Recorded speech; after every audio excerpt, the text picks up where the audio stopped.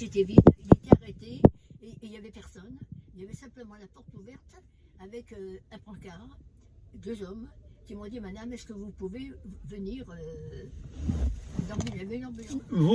Vous étiez assise toute seule. Allongée. Non, au début vous étiez assise toute seule et vous teniez les 2 barres. Non, au début j'étais assise dans un siège normal. Ouais. Comme le bus allait arriver à destination où je descendais, Ouais. je me lève, j'avance vers la porte de sortie, Ah.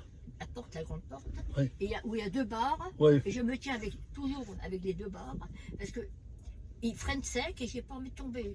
Et le je monsieur, me tenais, ouais. le type était à ma gauche. On était tous les deux devant la porte. Ah, le monsieur Lui était à ma gauche, Ouais. et moi j'étais à droite. Moi je me tenais, lui il se tenait pas. Ah, lui il se tenait pas. Non. Ah, d'accord.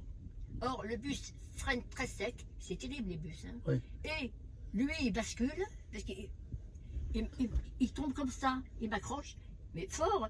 La preuve, c'est que j'ai lâché les mains, je tombe en arrière, je tombe sur le dos, la colonne vertébrale, le crâne qui a rebondi. Oui. Et lui, il tombe Il sur me vous. tombe sur moi, tout le côté gauche, Ah. hein, et puis je m'évanouis. Et quand je me suis Il réveillée, était gros, le gars, il était balèze, quoi. un balèze de 80 kilos à peu près. 80 kilos, d'accord. Que j'ai Grand. pas revu à la sortie. Je n'ai vu personne. Hein. Mhm. Et j'ai demandé s'il y avait un rapport de la police ou je sais pas quoi sur l'accident. Alors la maire RATP m'a dit oh non, pour l'instant on n'a rien. Ils ont toujours fermé les yeux à la RATP. Mhm. Et alors je me suis retrouvée comme ça. Et après j'ouvre les yeux, quand j'ouvre les yeux, le bus est arrêté, il est vide, la porte est grande ouverte, il n'y a même pas de chauffeur et rien. Et je vous dis 2 hommes avec un brancard et une Ah, d'accord. une ambulance. Et on me dit, écoutez, est-ce que vous pouvez vous lever, venir sur le banc? Je dis, je ne peux pas. Le cou était comme un bout de béton, je ne peux pas le bouger, le cou, parce qu'il m'était tombé dessus. Ma tête, mon crâne, tout ça me faisait mal. D'ailleurs, le lendemain, j'avais comme un casque, vous savez, des gens des motards, gonflé. Et on m'a trimballé à la Réboisière. Mhm. Et on m'a fait des examens. Je suis arrivée, il était 5 heures. Où j'allais, à un endroit, ça ferme à 5 heures, et j'étais partie à cette bonne heure. Et on m'a regardé, il était 11h30 du soir. J'étais sur le brancard. Effrayant, c'était bourré de monde. Et ça ne bougeait pas.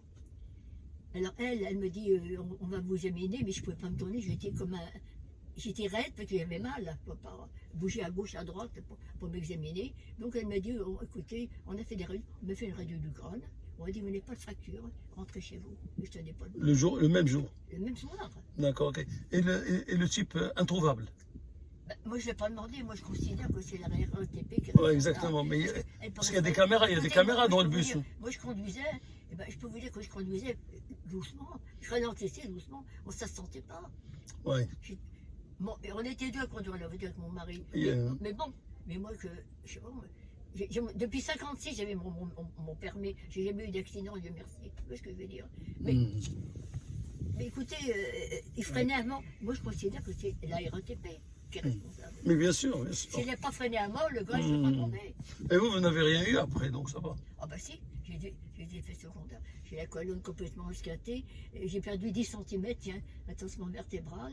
Et vous n'avez pas pu porter plainte Oh ben, j'ai fait un dossier, bien sûr. Je n'allais pas rester endormi. J'aurais préféré rien faire et puis écoutez, j'ai perdu 10 cm. Je suis devenue voûtée complètement. J'ai une scoliose. RATP. J'ai perdu 15 kilos. Alors vous savez un petit peu, j'en ai bavé. Et j'ai mal tout le temps, hein, non-stop. Là, vous prenez un peu de médicaments de temps en temps. Oh ben, je suis obligée. Ouais. C'est pour venir dans le bus.